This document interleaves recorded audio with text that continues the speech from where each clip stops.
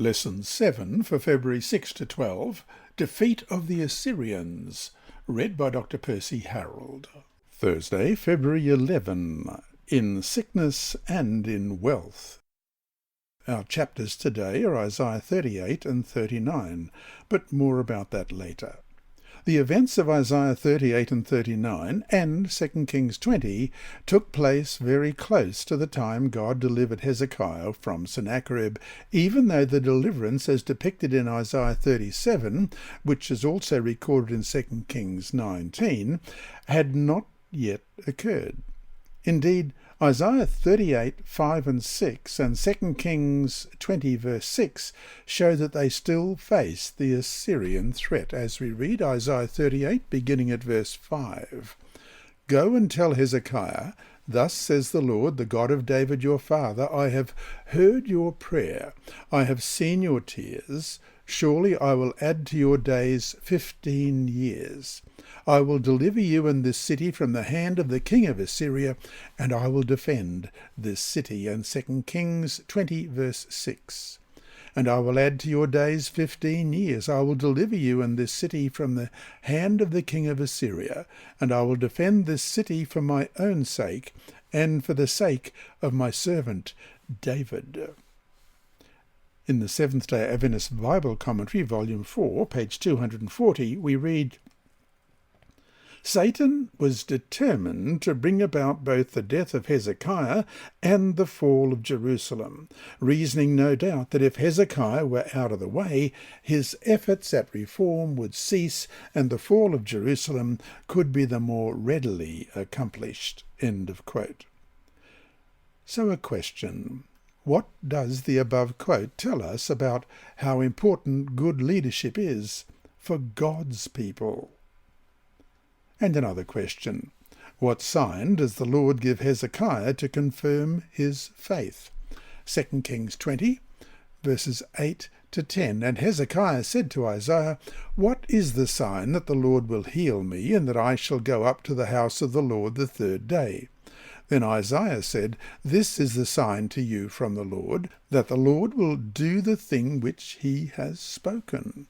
Shall the shadow go forward 10 degrees or backward 10 degrees?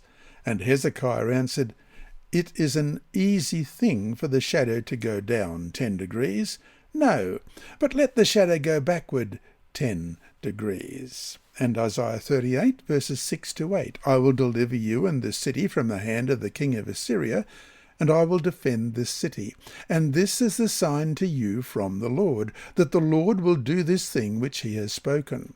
Behold, I will bring the shadow on the sundial, which has gone down with the sun on the sundial of Ahaz 10 degrees backward. So the sun returned 10 degrees on the dial by which it had gone down. By rejecting signs offered by God, as we read in Isaiah chapter 7, Ahaz had started the course of events that led to the trouble with Assyria. But now Hezekiah had asked for a sign in 2 Kings 20 verse 8.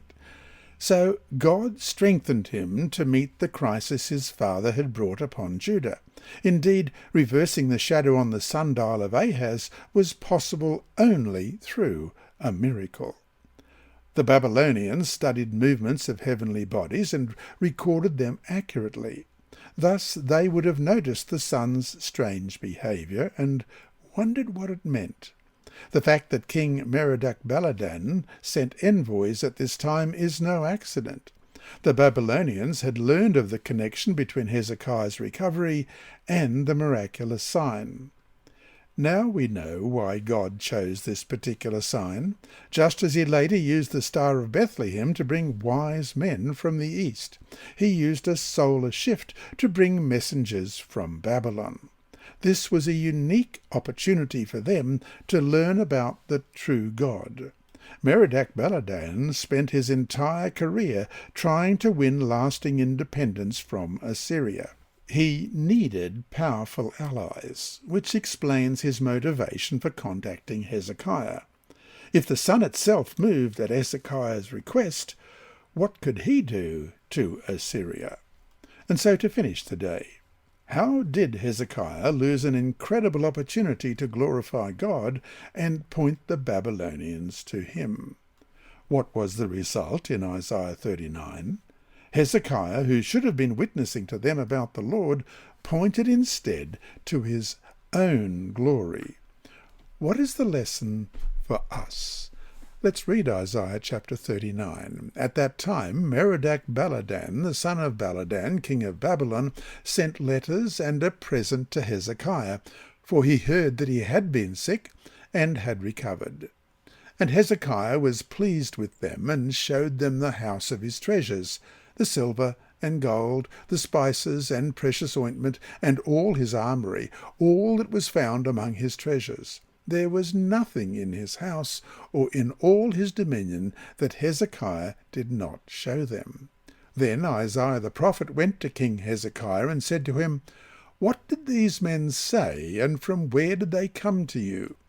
So Hezekiah said, "They came to me from a far country, from Babylon." And he said, "What have they seen in your house?" So Hezekiah answered, "They have seen all that is in my house. There is nothing among my treasures that I have not shown them."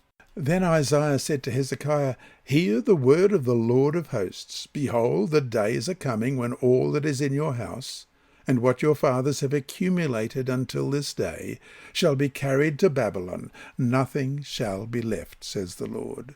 And they shall take away some of your sons who will descend from you, whom you will beget, and they shall be eunuchs in the palace of the king of Babylon." So Hezekiah said to Isaiah, "The word of the Lord which you have spoken is good." For he said, "At least there will be peace and truth in my days."